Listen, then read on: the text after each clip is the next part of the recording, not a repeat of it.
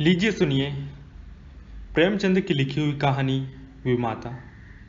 स्त्री की मृत्यु के 3 मास बाद ही पुनर्विवाह करना मृतात्मा के साथ ऐसा अन्याय और उसकी आत्मा पर ऐसा आघात है जो कदापि क्षम्य नहीं हो सकता। मैं ये कहूँगा कि उस सर्ववासिनी की मुझसे अंतिम प्रेरणा थी, और न मेरा शायद ये कथन ही मान्य समझा जाए कि हमारे छोटे बालक के लिए माँ की उपस्थिति परम आवश्यक थी। परंतु इस विषय में मेरी आत्मा निर्मल है, और मैं आशा करता हूँ कि स्वर्ग लोक में मेरे इस कार्य की निर्दय आलोचना नहीं की जाएगी। सारांश ये है कि मैंने विवाह किया, और यद्यपि एक नव विवाहिता वधू को मातृत्व उपदेश बेसुरा राग था, पर मैंने पहले ही दिन अम्बा से कह दिया कि मैंने तुमसे केवल इस अभिप्राय से विवाह किया है कि तुम मेरे भोले बालक की माँ बनो और उसके हृदय से उसकी माँ की मृत्यु का शोक भुला दो। 2 मास व्यतीत हो गए। मैं संध्या समय मुन्नू के साथ लेकर वायु सेवन को जाया करता था। लौटते समय कतिपय मित्रों से भेंट भी किया करता था। उन संगतों में मुन्नू श्यामा की भांति चहकता। वास्तव में इन संगतों से मेरा अभिप्राय मनोविनोद नहीं, केवल मुन्नू की असाधारण बुद्धि चमत्कार को प्रदर्शित करना था। मेरे मित्रगण जब मुन्नू को प्यार करते और उसकी विलक्षण बुद्धि की सराहना करते तो मेरा हृदय माछों उछलने लगता। एक दिन मैं मुन्नू के साथ बाबू ज्वाला सिंह के घर बैठा हुआ था। ये मेरे परम मित्र थे। मुझमें और उनमें कुछ भेदभाव न था। इसका अर्थ ये नहीं कि हम अपनी शुद्धताएं, अपनी पारंपरिक कलहादी और अपनी आर्थिक कठिनाइयां बयान किया करते थे। न ही हम इन मुलाकातों में भी अपनी प्रतिष्ठा की रक्षा करते थे, और अपनी दुर्व्यवस्था का जिक्र कभी हमारी जबान पर न आता था। अपनी कालिमाओं को सदैव छिपाते थे। एकता में भी भेद था और घनिष्ठता में भी अंतर। अचानक बाबू ज्वाला सिंह ने मुन्नू से पूछा, क्यों तुम्हारी अम्मा तुम्हें बहुत प्यार करती है ना? मैंने मुस्कुराकर मुन्नू की ओर देखा। उसके उत्तर के विषय में मुझे कोई संदेह न था। मैं भली भांति जानता था कि अम्मा उसे बहुत प्यार करती है, परंतु मेरे आश्चर्य का ठिकाना न रहा जब मुन्नू ने इस प्रश्न का उत्तर मुख से न देकर नेत्रों से दिया। उसके नेत्रों में आंसू की बूंदें टपकने लगी। मैं लज्जा से गड़ गया।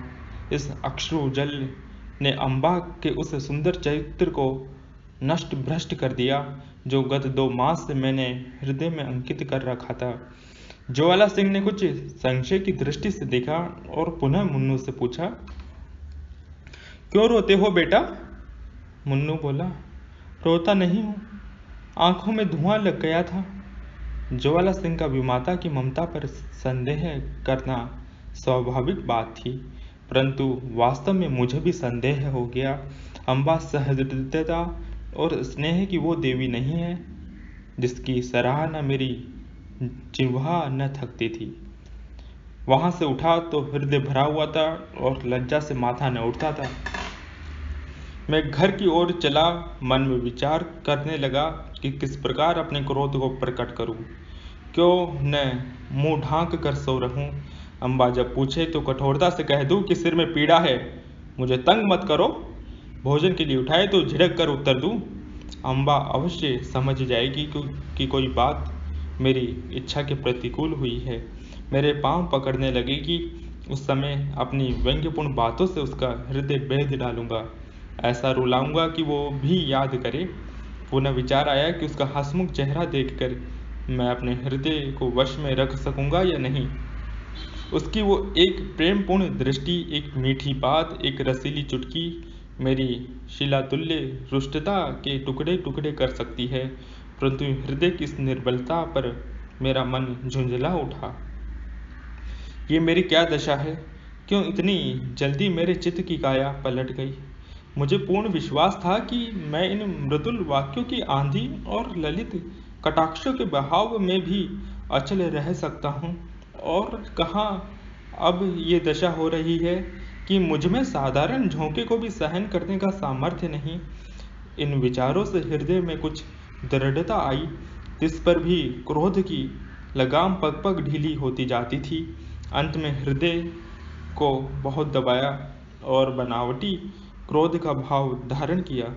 ठान लिया कि चलते ही चलते ऐसा न हुआ हो तो अच्छा है, उस पर बरस पड़ूंगा। ऐसा न हो कि विलंब रूपी वायु इस क्रोध रूपी मेघ को उड़ा ले जाए। परंतु जो ही घर पहुंचा, अम्बा ने दौड़कर मुन्नू को गोदी में ले लिया और प्यार से सने हुए कोमल स्वर में बोली, आज तुम इतनी देर तक कहाँ घूमते रहे? चलो देखो, मैंने तुम्हारे लिए कैसी अच्छी अच्छी फुलौड़ियाँ बनाई हैं। मेरा कृत्रिम क्रोध एक क्षण में उड़ गया। मैंने विचार किया कि इस देवी पर क्रोध करना भारी अत्याचार है। मुन्नू अबोध बालक है, संभव है वो अपनी माँ का स्मरण करके रो पड़ा हो। अम्बा उसके लिए दोषी नहीं ठहराई जा सकती। हमारे मनोभाव पूर्व विचारों के अधीन नहीं होते। हम उनको प्रकट करने के लिए निमित्त कैसे कैसे शब्द करते हैं, परंतु समय पर शब्द हमें धोखा दे जाते हैं और वे ही भावनाएं स्वाभाविक रूप से प्रकट होती है।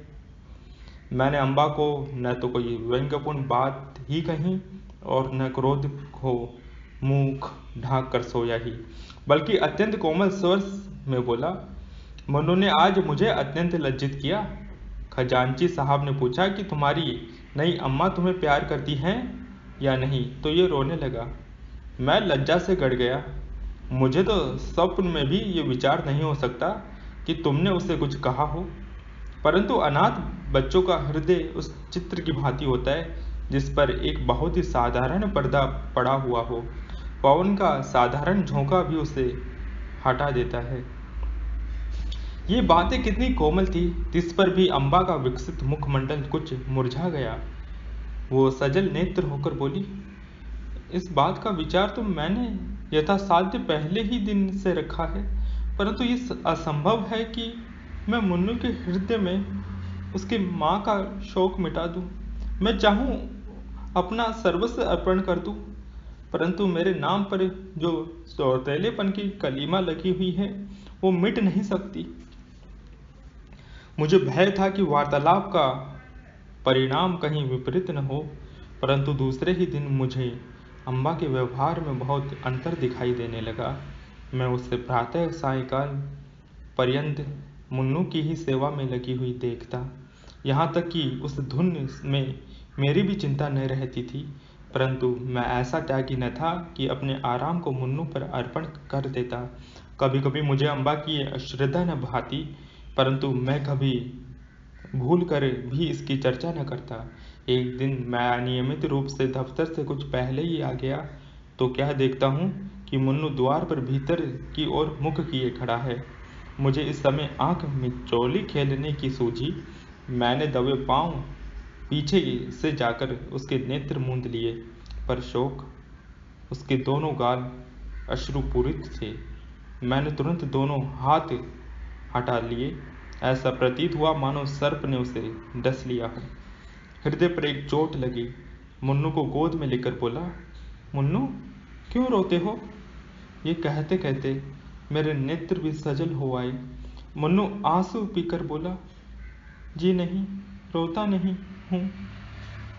मैंने उससे हृदय से लगा लिया और कहा, अम्मा ने कुछ कहा तो नहीं?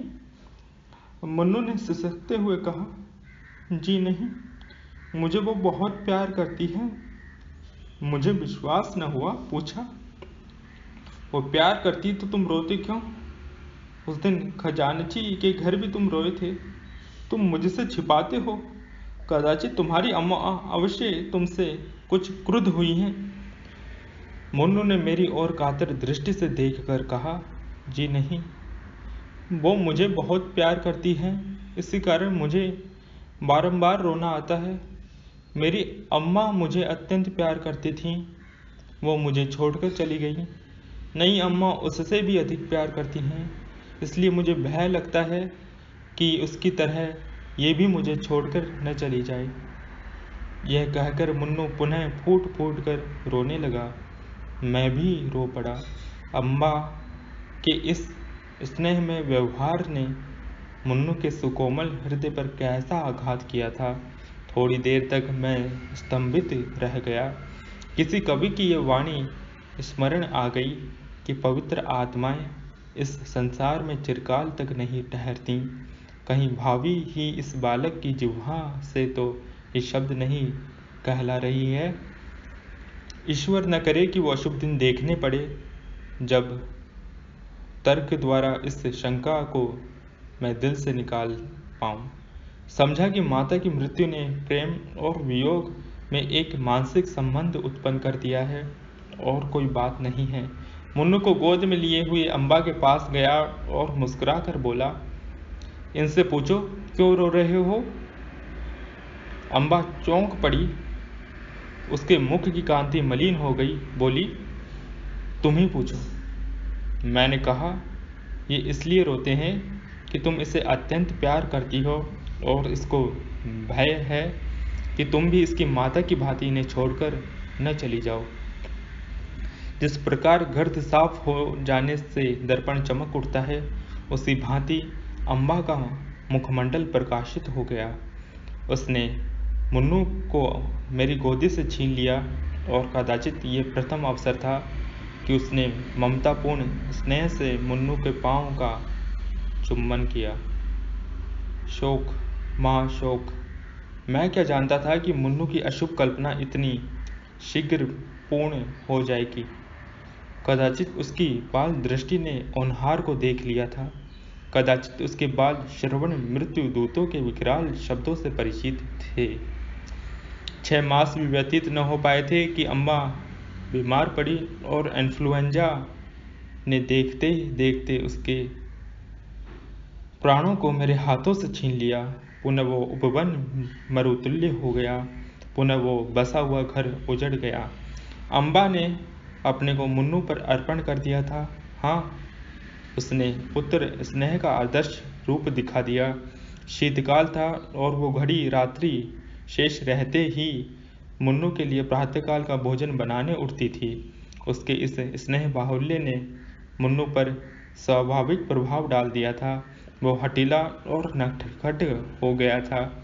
जब तक अम्बा भोजन कराने न बैठे, मुंह में कौर न डालता। जब तक अम्बा पंखा न झले, वो चारपाई पर पाँव न रखता। उसे छेड़ता, चिढ़ाता और हैरान कर डालता। परंतु अम्बा को इन बातों से आत्मिक सुख प्राप्त होता था। इन्फ्लुएंजा से कराह रही थी, करवट लेने तक की शक्ति न थी। शरीर तवा हो रहा था, परंतु मुन्नू के प्रातःकाल के भोजन की चिंता लगी रहती थी। हाय, वो निस्वार्थ मात्र स्नेह अब स्वप्न हो गया। उस स्वप्न के स्मरण से अब भी हृदय गदगद हो जाता है। अम्बा के साथ मुन्नू का चुलबुलापन तथा बाल क्रीड़ा विदा हो गई। अब वो शोक और नैराश्य की जीवित मूर्ति है। वो अब भी नहीं रोता। ऐसा पदार्थ खोकर अब उसे कोई खटका, कोई भय नहीं रह गया।